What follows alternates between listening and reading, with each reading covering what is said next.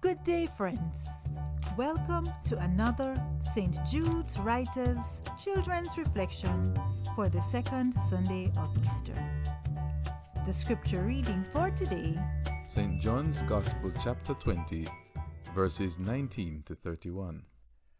There is a story of a cat that was by itself late one night, when it heard a loud, hollow, and spooky sound nearby. The cat quickly thought it to be a giant monster coming to harm it.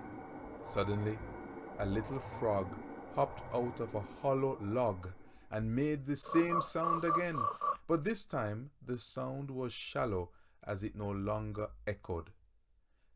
The cat laughed at itself as it acknowledged how fear had affected it. In the reading of John's Gospel, chapter 20, Jesus' disciples were afraid that they would be crucified, so they hid in a room. What is extremely exciting in this story is that Jesus walks through a closed door. John, the Gospel writer who is telling the story, wants the reader to understand that Jesus, who is now resurrected, is a supernatural being, but also very human and very real. John records that Jesus walked through closed doors twice in verses 19 and 26 of John chapter 20.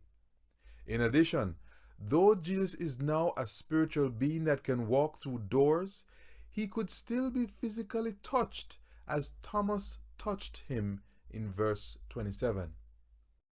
After the disciples met the resurrected Jesus, they were no longer fearful of being crucified.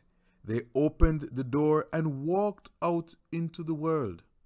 They looked people in their eyes and spoke with authority about Jesus Christ, no longer feeling fearful. in telling this story, children, John is making the point that Jesus is not a magician, a wizard, or a genie, but the Son of God who guides us in our moments of fear.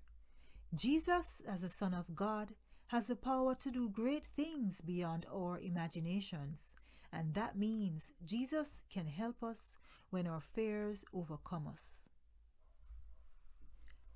John finally said in verses 30 and 31 that these are just a few signs to show that Jesus is the Messiah, the Son of God.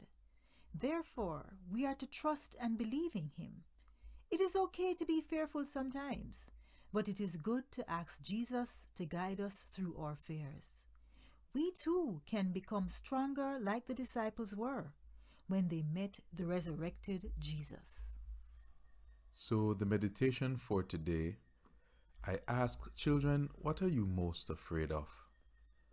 Please spend the time to share your fears with Jesus and pray to have the courage to be as bold as the disciples were.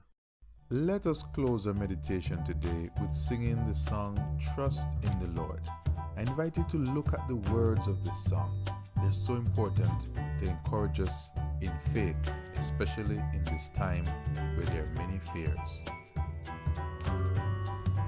Goodbye for now and have a blessed week.